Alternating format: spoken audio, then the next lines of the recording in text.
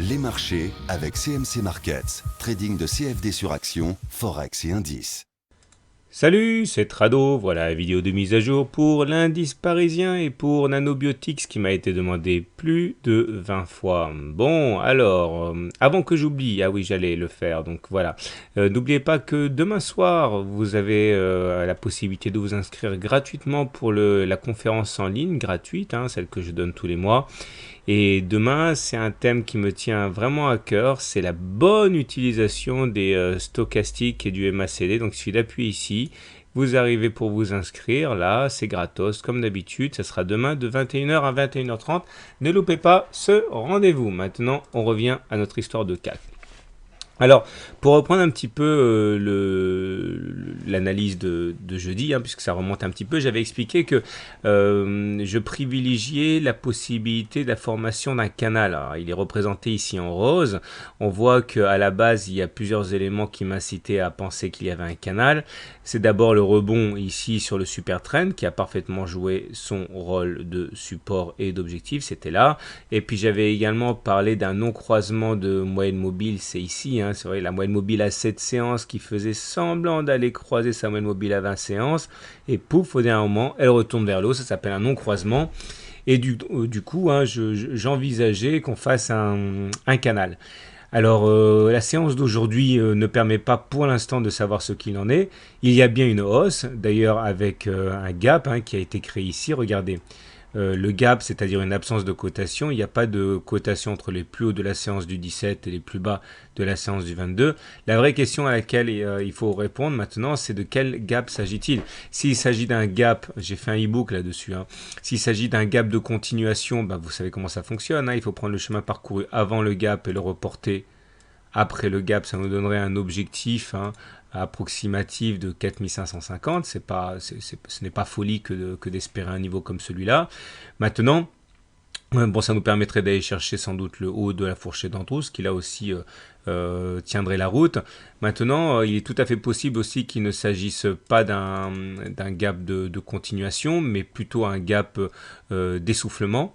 C'est-à-dire qu'on comblerait ce gap en moins d'une semaine, et dans ce cas, pourquoi pas valider un retour sur le bas du canal rose, ce qui corroborerait ce que j'ai dit. À suivre, en tout cas, c'est super intéressant. Suivez donc la manière dont on va combler ou pas le gap. Si on le comble avant la fin de la semaine, ce sera sans doute un gap d'essoufflement, et donc attention au retour vers le bas. Bon, pour l'instant, on ne peut pas vraiment juger. Par contre, si on regarde les indicateurs techniques, c'est intéressant ce qui se passe à double titre. Alors, première chose, comme vous pouvez le voir, on a le SAR, là, c'est les petits points rouges là au-dessus. Là, le SAR, il était baissier parce qu'il était au-dessus des cours. Je vous rappelle que les SAR, ça se trouve ici. Vous allez là. Et on m'a demandé plusieurs fois, c'est pour ça que je fais ce petit aparté. Voilà, c'est là, parabolique SAR, donc ça on clique ou on clique pas. En tout cas, quand on le clique, on l'a. Donc quand c'est vert, ça veut dire que la tendance est haussière. Et une fois que c'est cassé, eh bien ça devient rouge. Et ça veut dire que c'est baissier. Et quand on le recasse ici, ça devient vert. Regarde, le premier point vert, il est là. Il faut voir, il est exceptionnel que l'on ne fasse pas de plus haut après avoir cassé le SAR. Regardez, là, on a cassé en vert. On a quand même eu pas mal de séances de baisse. Là, on a cassé le SAR rouge. On a eu pas mal de séances de hausse, etc. Donc là, on vient de casser le SAR. Alors, je ne sais pas si effectivement ça va venir contredire mon image mon idée, mon scénario de canal rose là, mais en tout cas, on ne peut pas non plus cacher cette réalité. Le SAR vient d'être cassé. Les indicateurs techniques sont en nette amélioration. Le stock passe au-dessus de son signal, c'est très bien. Regardez le MACD là, qui est en train de croiser son signal à la hausse, ça c'est vraiment très bien aussi. Le momentum bascule positif, ça c'est bien. Et nous avons le CCI qui envoie un signal très intéressant. Alors, on va revenir sur l'histoire du CCI, du Commodity Channel Index. Vous avez en gros un indicateur qui évolue, et il y a deux limites qui sont à surveiller, le moins 100 et les plus 100. Alors, lorsque l'on passe au-dessus de plus 100, normalement, il ne faut plus acheter. C'est-à-dire que ce n'est pas impossible que ça augmente, mais les chances de retournement commencent à devenir très importantes. Et par contre, quand on sortira de la zone des plus 100 après y être rentré, ça c'est considéré comme un signal de vente. Et inversement, lorsqu'on bascule en dessous de moins 100, normalement il faut plus spéculer à la baisse, c'est risqué. Et quand on repasse au-dessus, il faut acheter. Voilà un exemple ici. Voilà, on était à plus 100. On a continué. Quand on est passé à plus 100, on a un petit peu monté, puis après on est sorti, et puis il y a eu une baisse assez conséquente derrière.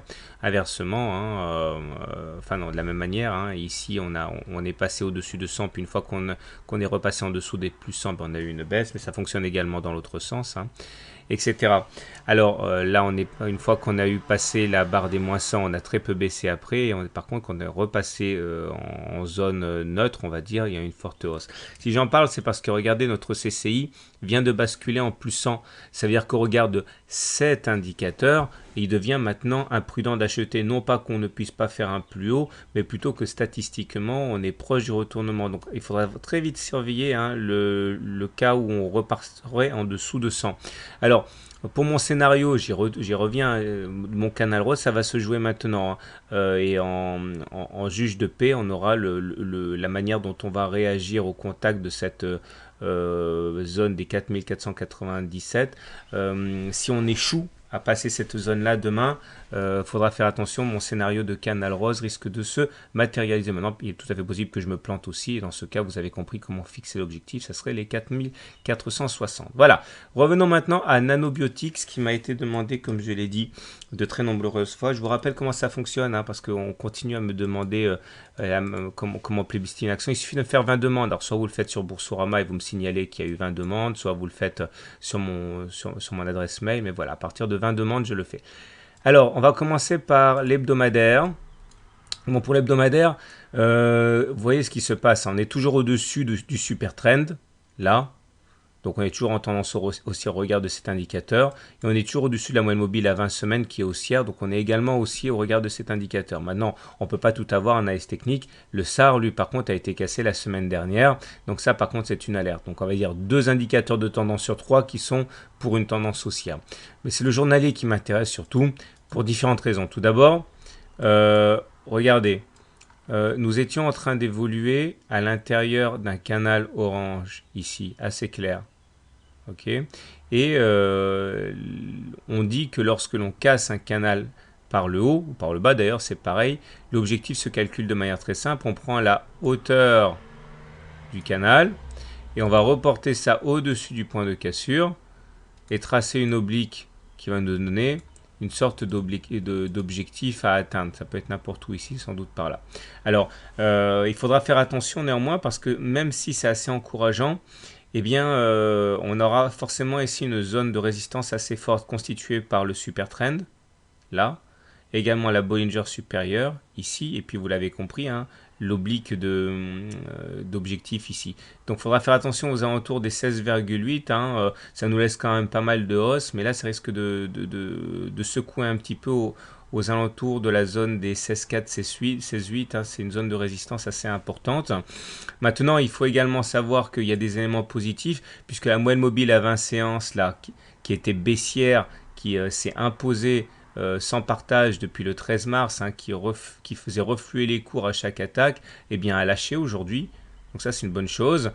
Nous avons également le fameux SAR, là, les petits points rouges qui ont été cassés. Maintenant, c'est un petit point vert, c'est-à-dire que le SAR est passé haussier.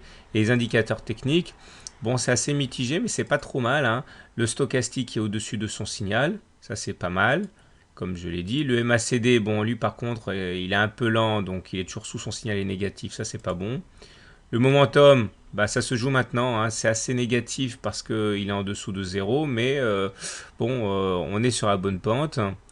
Ce qui nous intéressera le plus ici, c'est le CCI. Alors, on retrouve ce que j'ai dit sur le CAC, c'est-à-dire que là, il n'était pas question de vendre à découvert depuis, enfin, c'est pas possible sur Nanobiotics, mais il n'était pas possible de spéculer à la baisse. Mais par contre, maintenant qu'on est sorti de la zone des moins 100, ça, techniquement, c'est un signal d'achat.